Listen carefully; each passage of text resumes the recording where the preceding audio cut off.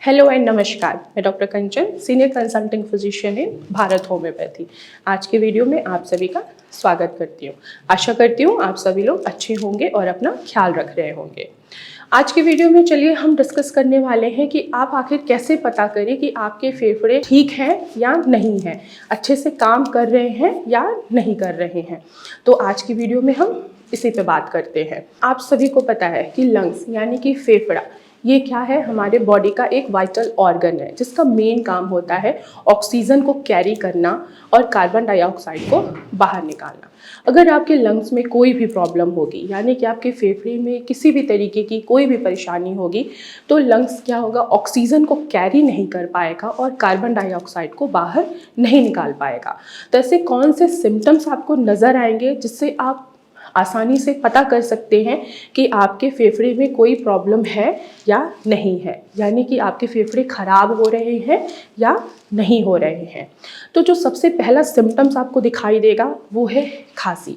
अगर खांसी आपको लंबे समय से है, खांसी भी दो तरीके की होती हैं, एक होती है सूखी खांसी, दूसरी होती है बलगम वाली खांसी।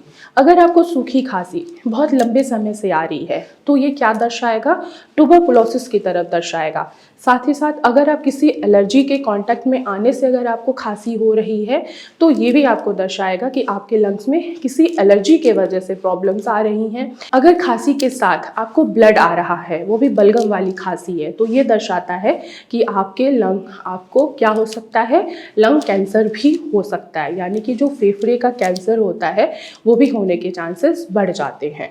तो ये दो खांसी से आप आइडेंटिफाई कर सकते हैं कि आपके लंग्स में कोई प्रॉब्लम है या नहीं है। नेक्स्ट है ब्रेथलेसनेस। अगर आपको ब्रेथलेसनेस बहुत ज़्यादा आ रही है, यानी कि सांस जो है वो खुल के नहीं ले पा रहे हैं, खींच खींच के सांस लेने की कंडीशन हो गई है, तो इसका मतलब है कि आप अस्थमाटिक पेशेंट होने वाले हैं या अस्थमाटिक पेशेंट हैं।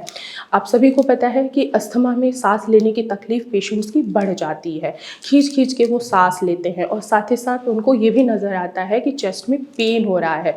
जैसे ही ऑक्सीजन की मात्रा हमारे लंग्स में कम होनी स्टार्ट हो जाती है और कार्बन डाइऑक्साइड की मात्रा लंग्स में भरनी स्टार्ट हो जाती है तो हम क्या करते हैं, हम बहुत खींच खींच के सांस लेते हैं जिसके वजह से मसल्स पे प्रेशर पड़ता है और पेशेंट को चेस्ट में पेन महसूस होता है। अगर ऐसे कोई सिम्टम्स आपको दिखाई दे रहे हैं तो आप ज़रूर ये समझ लीजिए कि आपके फेफड़े में कोई ना कोई प्रॉब्लम आ चुकी है, यानी कि आपका जो फेफड़ा है, आपका जो लंग्स है वो हेल्दी नहीं है, उसमें कोई प्रॉब्लम आ चुकी है जिसके लिए आपको प्रॉपर मेडिकेशन लेने की ज़रूरत पड़ती है। तीसरा रीज़न है चेस्ट में पेन होना। अब जाहिर सी बात है, अगर चेस्ट में पेन हो रहा है और वो पेन किस रीज़न के वजह से हो रहा है कि जो ऑक्सीजन की सफिशिएंट मात्रा जो आपके फेफड़े को चाहिए वो नहीं मिल पा रहा है, जिसकी वजह से चेस्ट में पेन हो रहा है। क्योंकि जब भी हमें सांस लेने की तकलीफ होती है तो हम बहुत खींच खींच के सांस लेते हैं, तो उसके वजह से मसल्स में क्या होता है, पेन होना स्टार्ट हो जाता है, वो बहुत ज़्यादा वीक हो जाते हैं, टायर्ड हो जाते हैं, जिसके वजह से पेशेंट को चेस्ट में पेन फील होता है। अगर हम पूरे समरी के ऊपर फोकस करें, यानी कि सांस लेने में तकलीफ आना, खांसी आना, बलगम बनना, चेस्ट में पेन होना, ये दर्शाता है कि आपके फेफड़े हैं वो हेल्दी नहीं है, वो अनहेल्दी होते जा रहे हैं। तो इसके लिए आपको क्या करना होता है, मेडिकेशन लेनी होती है, साथ ही साथ आपको कुछ गाइडलाइंस फॉलो करनी होती है, जैसे कि डाइट हो गया। डाइट में ऐसे कोई भी चीज़ें आपको कंज्यूम नहीं करने हैं जिससे आपका बलगम और सांस लेने की परेशानी आपकी बढ़ती जाए।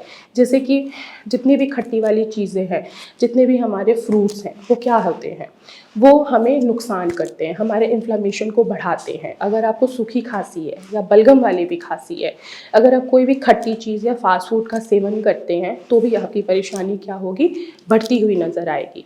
तो इन चीज़ों को आपको क्या करना है, अपने लाइफ से कट ऑफ करना है और अपने आप को हेल्दी रखना है। तो आज की वीडियो में बस इतना ही, फिर मैं मिलूँगी नेक्स्ट वीडियो में। तब तक के लिए धन्यवाद।